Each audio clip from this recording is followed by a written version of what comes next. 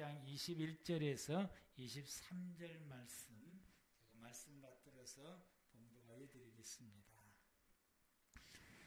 아들을 낳으리니 이름을 예수라 하라. 이는 그가 자기 백성을 그들의 죄에서 구원할 자이심이라 하니라.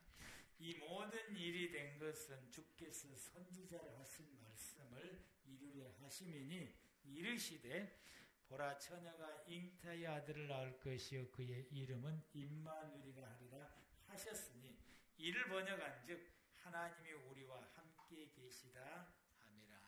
아멘. 이 시간 우리 그로리아 성가대 찬양이 임대원들이 하나님께 찬양 올리시겠습니다.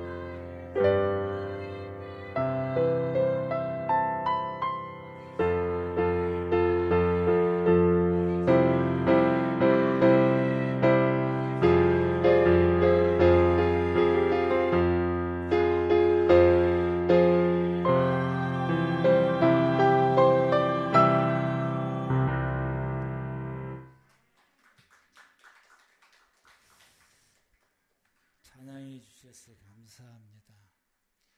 일부에는 성가대원들 네 분이 찬양하는데도 은혜가 넘치더라고요. 또 2부 때에도 은혜가 넘치게 찬양해 주셔서 참 감사드립니다.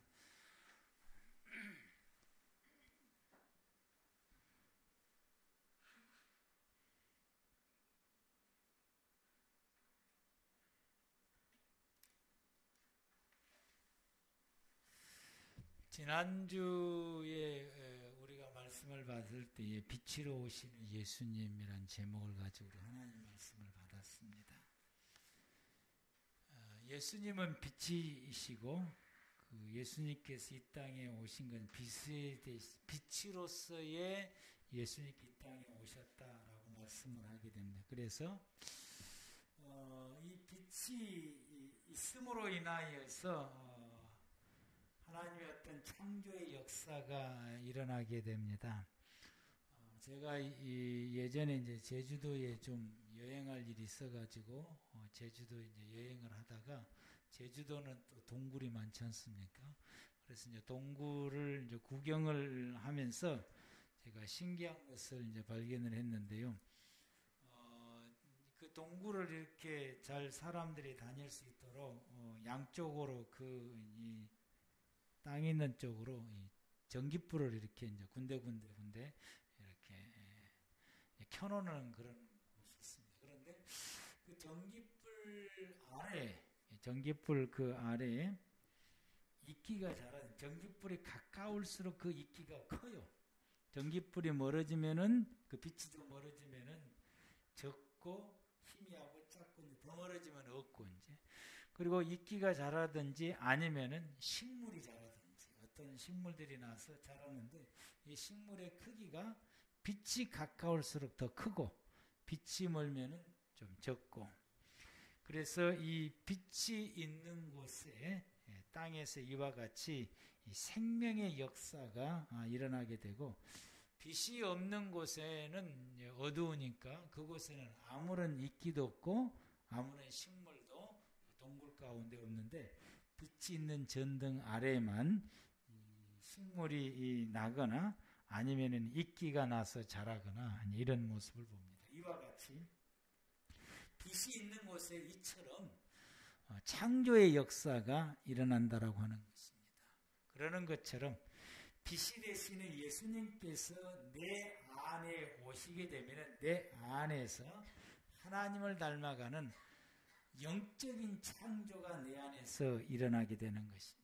그래서 하나님을 점점점 닮아가고 하나님의 사람이 되어져 가게 되고, 이것을 요한복음서에는 거듭났다, 새로 태어났다, 성령의 사람이다, 하나님의 아들이다, 이런 표현을 쓰게 됩니다. 그래서 우리 모두가 빛이 있는 곳에는, 우리 안에 빛이 되신 예수님이 들어오게 되면 우리 자신들은 어떻게 되느냐? 하나님을 닮은 영적인 사람으로 새롭게 재창조되는 것입니다. 이 빛이 있는 곳을 우리가 보면은 또 하나의 특징이 있는데, 어둠이 사라진다라고 하는 거, 어둠이 물러가게 됩니다. 그래서 어둠은 결단코 빛을 이기지를 못합니다. 캄캄한 곳에 작은 촛불만 켜놔도 어둠이 다 사라지게 됩니다. 이와 마찬가지로 빛이 되시는 예수님께서 내 안에 계시게 되면은 내 안에 어둠의 역사들이 떠나가게 된다라고 하는 것입니다. 다 사라지게 됩니다. 그래서 사단의 권세가 물러가게 되고 귀신이 떠나가게 되고, 이런 모든 우리의 삶 속에 불행한 일들이 소멸되고 사라지게 되어지게 됩니다. 이런 어둠의 역사들이 예수님을 통해서 다 떠나가게 되어지게 되는데, 왜 예수님께서 빛으로서 우리에게 오셨는데, 그분이 우리에게 오게 되면 왜 우리가 하나님을 닮아가는 하나님의 사람으로 재창조가 되고 나의 삶 속에 어둠이 떠나가는 이런 역사들이 일어나게 되는가? 그것은 예수님께서 인생의 근본의 문제를 해결해 주시는 분이기 때문에 그러합니다. 예수님께서 왜 아기 예수로 이 땅에 오셨느냐?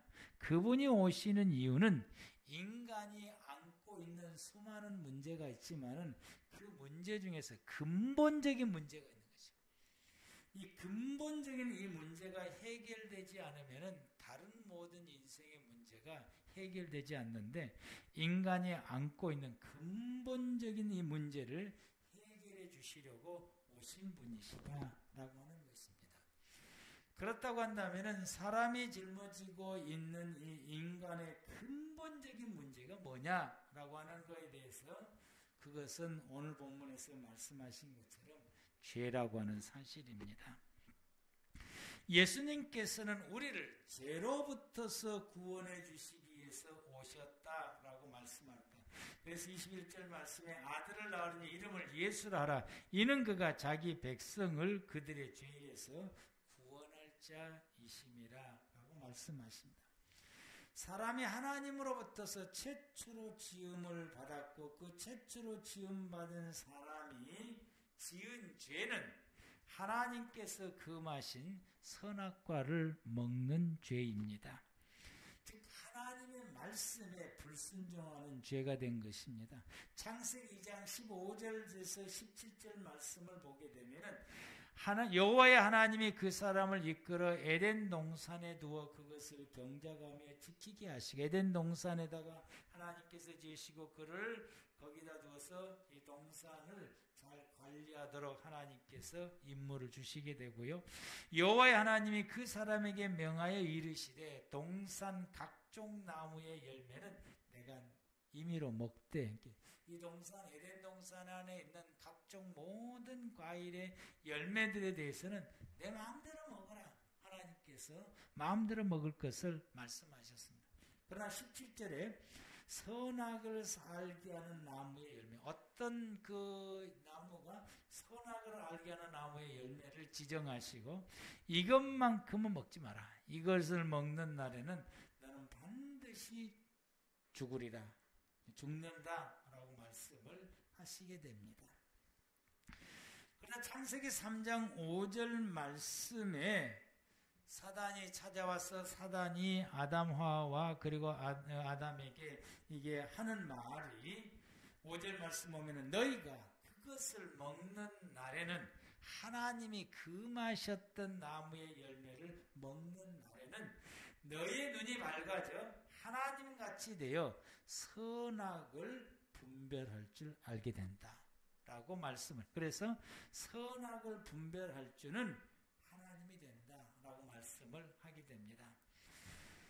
그래서 이 말을 듣고 난 다음에 6절에서 이 화가, 여자가 그 나무를 본즉 먹음직도 하고 참 먹음스럽게 보이고 또 보암직 그렇게 또 좋아 보이게 되고, 또 이 나무의 열매를 지혜롭게 할 만큼 탐스럽게 단 나무지. 이거 먹으면 내가 정말로 지혜롭게 되겠구나 하는 그런 그 어떤 영향을 줄 수 있는 나무처럼 보이게 돼. 그래서 여자가 그 열매를 따먹고 자기와 함께 있는 남편에게도 주매 그도 먹었다.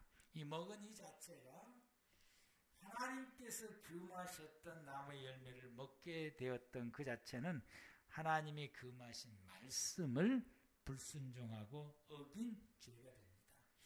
이 죄로 인하여서 그들은 벗은 몸을 알게 됐다. 즉 죄를 알게 된 것입니다. 이때부터 죄가 뭔지를 알게 된 것입니다. 그리고 그들에게 이제 그들의 삶 가운데서 불행이 찾아오게 되고, 그들은 하나님을 떠나서 하나님 없이 살아가는 인생이 됐는데, 그게 바로 에덴 동산을 떠나가게 된 것이고, 이 사람들 이후로 또 그들이 이제 함께 자녀를 낳고 생활해 가는 데에 그 자녀도 역시 여전히 죄를 지으면서 생활해 가게 됩니다. 그것이 4장을 통해서 보여준 가인의 후손들의 삶이고 11장에서 보여준 이 인류의 분포도 속에서 보여주는 이 모습입니다.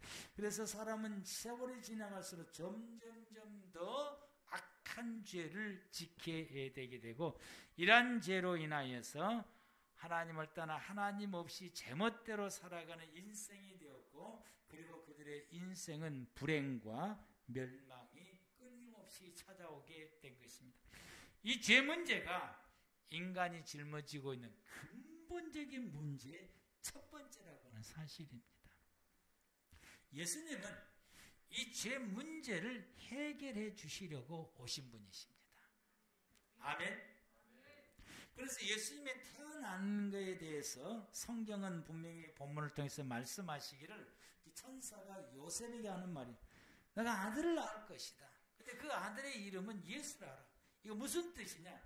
그가 자기 그들의 죄에서 구원할 자다. 즉 그분은 인간의 죄의 문제를 해결해 주러 오시는 분이시다라고 하는. 예수님은 누구시냐? 나의 죄 문제를 해결해 주러 오신 분입니다. 아멘. 내 죄 문제를 해결해 주러. 그래서 우리 주님께서 오셔서 당신이 죽음을 통해서 인류의 죄 문제를 해결해 주셨고 그것은 곧 내 죄 문제를 해결해 주신 것입니다. 제자들에게 끊임없이 이렇게 말씀했으나 제자들은 그 말의 뜻에 대해서는 이해를 못하고 예수님 앞에 요구한 것은 우리가 언제 로마로부터서 독립을 하게 됩니까? 이것만 끊임없이 묻게 되고 그것만 추구하게 됩니다. 그랬던 것처럼 많은 성도들이 예수 안에서 믿음의 생활을 살아갈 때에 예수님을 통해서 내 근본적인 죄 문제를 해결하려고 하는 것이 아니고 그 죄 문제가 해결됐음을 고백하고 죄 문제에 대해서 집중하는 것이 아니라 예수님을 통해서 어떻게 하면 내가 돈을 많이 벌고 어떻게 하면 잘 살고 어떻게 하면 우리 아이들이 잘 되고 어떻게 하면 내가 건강해지고 이런 그 육의 문제에 대해서만 집중을 하고 있는 것이 오늘날 성도의 모습이고 제자들이 끊임없이 예수님이 죄 문제 해결로 오셨다고 말씀했음에도 불구하고 그 말씀에 대해서는 귓가에 듣지 않고 예수님을 통해서 이 유대 나라가 로마로부터 독립하는 것에 대해서만 끊임없이 요구를 하게 되고 그 예수님에게 이것을 당부하게 되고 그 뜻을 이루기 위해서 예수님을 따라다녔던 것이 제자들이 예수님 따라다니는 이유 중에 하나인 것입니다. 이랬던 이 제자들에게 예수님께서는 마지막으로 성만찬을 통해서 그들에게 당신이 오신 이유에 대해서 말씀을 하게 됩니다. 마태복음 26장 26절에서 말씀하시기를 그들이 먹을 때 예수께서 떡을 가지사 축복하시고 떼어 제자들에게 주시며 이르되 받아 먹으라 이것은 내 몸이다 이렇게 말씀하시고 또 27절에 또 잔을 가지사 감사기도 하시고 그들에게 주시며 이르시되 너희가 이것을 마시라 다 이걸 다 마시라 이것은 죄 사함을 얻게 하려고 많은 사람을 위하여 흘리는 바 나의 피 곧 언약의 피다. 이 예식을 하기 전에 예수님께서는 제자들에게 말씀하신 나 이제 유대인들에게 잡혀서 죽는다. 나는 죽는다. 이렇게 말씀을 하죠. 근데 내가 죽는 이 죽음에 대해서 예수님께서 성만찬을 통해서 그들에게 가르쳐 준 거예요. 내가 죽는 것은 죽음으로 내가 피 흘려 죽게 되는데 이것은 모든 사람들의 죄 문제를 해결하기 위해서 내가 죽는다. 속죄제를 드리는 것처럼 내가 그렇게 죽는다라고 말씀을 하시게 됩니다.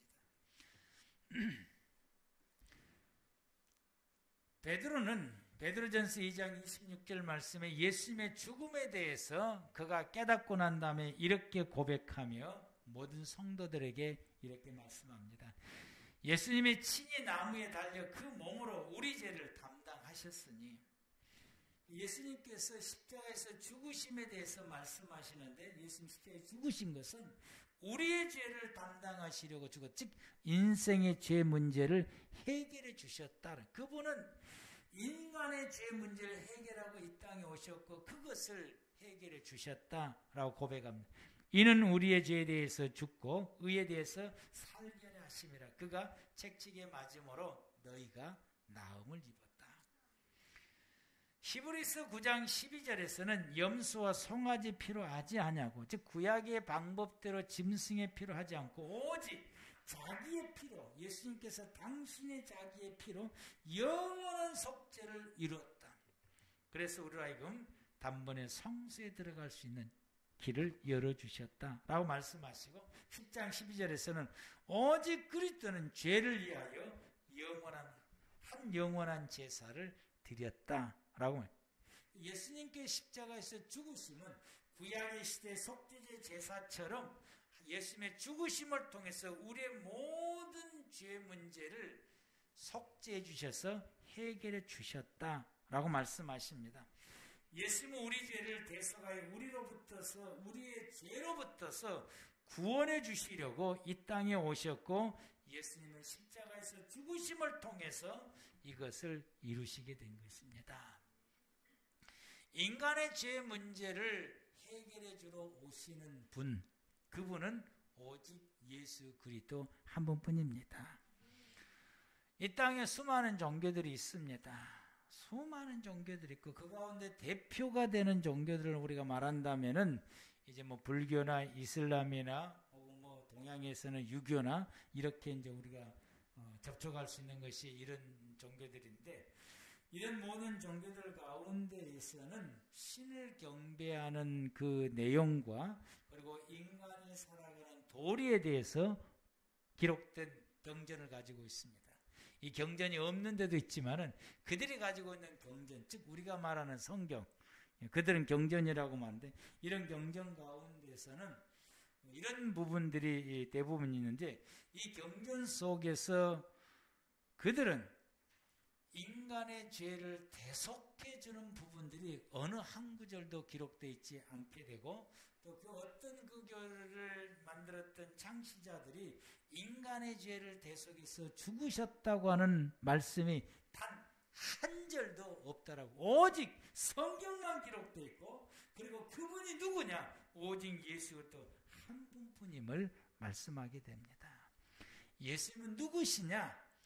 예수님은 우리의 근본적인 죄 문제를 해결해 주시려고 이 땅에 오신 분이시고, 우리는 그 예수님을 믿음으로 통해서 우리의 모든 죄가 사함을 받게 되고 용서를 받는 은혜를 입게 된 것입니다.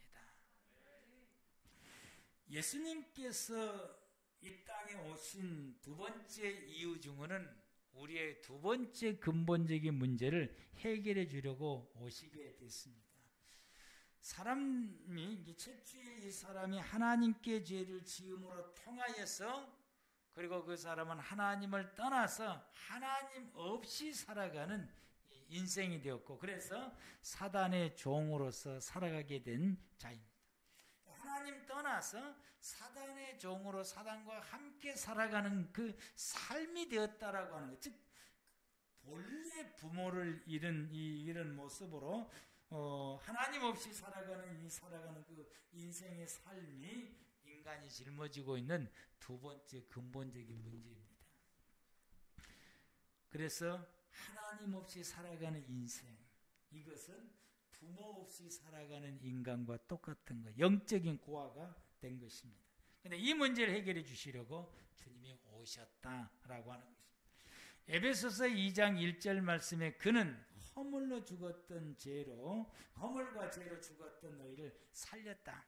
이제 대전제를 말씀하시고 2절부터서 말씀하시, 그때에 너희는 그 가운데서 행하여 세상 풍조를 따르고 공중의 권세를 잡은 자를 따랐으니 곧 지금의 불순종의 아들들 가운데서 역사하는 영이라. 전에는 우리도 다 그 가운데서 우리의 육체의 욕심을 따라 지내며 육체와 마음이 원하는 것을 하여 다른 이들과 같이 본질상 진노의 자녀였다. 예수를 믿기 이전의 모든 사람들은 이와 같이 사단의 굴레 안에서 살아갔던 자들이다 라고 말합니다. 우리도 예수 믿기 전에는 그러했고, 우리의 신분이 하나님의 아들이고 하나님의 자녀고 하나님의 백성이 아니라 우리의 영적인 신분은 사단의 종이었고 그 사단의 굴레 속에서 살아갔던 자들이다 라고 하는 거죠. 그 문제를 해결해 주시려고 주님이 오시게 된 것입니다. 그래서 4절부터서 보면은 긍휼이 풍성하신 하나님이 우리를 사랑하신 그 큰 사랑으로 인하여, 하나님 우리를 사랑하셔서 큰 사랑 때문이라고 말했는데 그게 바로 예수님 이 땅에 보내주시고 그 예수님이 우리의 모든 죄를 짊어지고 십자가에서 죽으심을 통하여서 이 말을 큰 사랑이라고 표현했어요. 그래서 허물로 죽은 우리를 그리스도와 함께 살리셨고 또 함께 일으키사 예수 그리스도 안에서 함께 하늘에 앉히시니 이는 그리스도 예수 안에서 우리에게 자비하심으로써 그 은혜의 지극히 풍성함을 오는 여러 세대에 나타내려 하십니다. 너희는 이 은혜에 의하여 믿음으로 말미암아 구원을 받았으니 하나님과 함께 살아가는 자가 되었으니 이것이 너희에게서 난 것이 아니고 하나님의 선물이다 라고 말씀하십니다. 예수님이 오셔서 우리에게 이 은혜를 주시려고 하셨는데, 그래서 오늘 본문 말씀 가운데에서 주님이 이 땅에 오시는 그 이유는 하나님 떠나 하나님 없이 살아가는 이 인생들에게 죄 문제를 해결하심을 통해서 하나님이 우리 가운데 임만을 하셔서 우리가 하나님과 함께 살아갈 수 있는 삶의 길을 열어주신 것입니다. 그래서 보라 처녀가 잉태의 아들을 낳을 것이고 그 이름을 임마누엘 하리라 하셨으니 이를 번역한즉 하나님이 우리와 함께 계시다 함이라. 아멘. 현재 저와 여러분들은 하나님을 아버지라고 부르며 우리가 하나님의 자녀가 되었음을 의심하지 않습니다. 우리는 하나님의 백성 되었음을 의심하지 않습니다. 하나님이 나와 함께 동행하며 또 우리가 하나님과 함께 동행하며 생활해가는 삶을 우리가 강구하고 또 하나님과 함께 생활하기 위해서 우리가 노력하고 있습니다. 늘 주님께 예배드리고 주님을 찬양하고 어려운 일 있으면 주님께 기도하고 그 은혜 속에서 우리가 생활하게 됩니다. 하나님과 함께 살아가는 이 삶의 은혜를 우리가 입은 것입니다. 이것을 입을 수 있었던 것은 예수님께서 이 땅에 오셔서 내가 하나님 없이 살아가는 내 인생의 문제를 주님이 해결해 주셨고 그 복음이 나에게 전달되어져서 우리가 예수 그리스도를 믿음으로 통해서 이제는 현재 우리의 삶이 하나님과 함께 살아가는 삶의 은혜를 입은 것입니다. 만약에 주님이 오시지를 않으셨다고 한다면 우리는 여전히 하나님을 떠나서 사단의 종으로 살아갈 수밖에 없는 삶을 우리가 여전히 살아갈 수밖에 없는데 우리가 하나님과 함께 생활해 갈 수 있는 은혜를 입을 수 있는 것은 주님이 오셨기 때문에 가능한 것입니다. 사람이 짊어지고 있는 세 번째 근본의 문제는 인생이 사단의 그늘 속에서 살다가 그의 육신의 생명이 끝나면은 영원히 지옥에서 살아갈 수밖에 없는 것이 인간이 짊어지고 있는 영적인 세 번째 근본적인 문제인 것입니다. 그가 세상에서 아무리 잘 살아도 그 육신의 생명이 끝나면 지옥에서 영원히 살아갈 수밖에 없는 것이 인간이 짊어진 문제라고 하는 사실이에요. 본질적으로 이 문제를 사람이 가지고 있는 것입니다. 본질적으로. 그런데 주님이 오셔서 지옥 갈 수밖에 없는 인생을 구원시켜서 천국에서 영생함에 생활할 수 있도록 그 길을 열어주고 이 문제를 해결해 주시려고 주님이 이 땅에 오신 것입니다. 그래서 요한복음 3장 15절 말씀이 이는 그를 믿는 사람마다 예수님이 해결해 주셨으니까 누구든지 예수를 믿는 사람마다 영생을 얻는다라고 말씀합니다. 16절 말씀에 하나님이 세상을 이처럼 사랑하사 독생자를 주셨으니 이는 그를 믿는 자마다 멸망하지 않고 영생을 얻게 하려 하심이라. 하나님이 그 아들을 세상에 보내신 것은 세상을 심판하려 하심이 아니요 그로 말미암아 세상이 구원받게 하려 하심이라 말씀하셨습니다. 그리고는 3장 36절에 아들을 믿는 사람에게는 영생이 있고 아들에게 순종하지 않는 자, 아들을 믿지 않는 자들에게는 영생을 보지 못하고 도리어 하나님의 진노가 그 위에 머물러 있느니라. 예수님이 이 땅에 오신 이유는 지옥 갈 우리 인생을 해결하셔서 영생 얻도록 하기 위해서 오시게 된 것입니다. 우리는 본질적으로 지옥 갈 수밖에 없는 자인데 그 가운데 그렇게 된 우리를 하나님의 나라에서 영원히 살 수 있도록 그 길을 열어주시려고 주님이 오셨고 주님이 이미 그것을 이루셨고 누구든지 예수를 믿으면 지옥에서 떠나서 영생 얻을 수 있는 길을 우리에게 열어주신 것입니다. 예수님께서 이 땅에 오신 그 이유는 인생이 짊어지고 있는 근본적인 문제 이 세 가지 이걸 해결해 주시려고 예수님께서 오셨고 이제는 주님이 이 문제를 해결해 주셨음을 믿는 사람들에게는 믿은 그대로 주의 문제가 해결함 받고 아멘. 이제는 하나님이 우리 가운데 임재해서 하나님과 함께 살아가는 삶의 길이 열려지게 되고 지옥 갈 사람들이 거기에서 벗어나서 내 육신의 생명이 끝나면 하나님의 나라 천국에서 주님과 함께 영원히 살아가는 삶의 은혜, 영생의 은혜를 잊게 된 것입니다. 그 나라 갈 때까지 저와 여러분들이 이 땅에서 생활해 갈 때에 그 빛이 되신 예수님의 내 안에서 빛의 역사가 일어나서 나로 하여금 하나님을 닮아가는 하나님의 영의 사람이 되게 하시고 내가 살아가는 내 인생의 삶 가운데 모든 어둠의 세력들이 다 떠나가게 하셔서 이 땅에 생활할 때 나의 삶이 빛된 삶이 되어서 내 삶에 창조의 역사가 일어나서 생육하고 번성하게 하시고 풍성하게 하시고 내 삶의 모든 어둠의 세력들이 다 떠나서 빛된 가운데서 평안 중에 기쁨 중에 행복의 찬양을 부르며 생활할 수 있게 합니다. 그래서 제가 오늘 카톡에다가 행복의 노래를 올려놨어요. 이 선교사들이 아프리카 가가지고 아프리카 사람들을 선교하면서 한국어로 노래를 부르는 것을 거기다가 카톡에 올라왔더라고요. 그래서 제가 올려놨습니다. 이들이 불렀던 이 아프리카인들이 한국어로 부르는 노래는 예수 그리스도를 통해서 행복한 삶이 이루어진다고 하는 찬양이었습니다.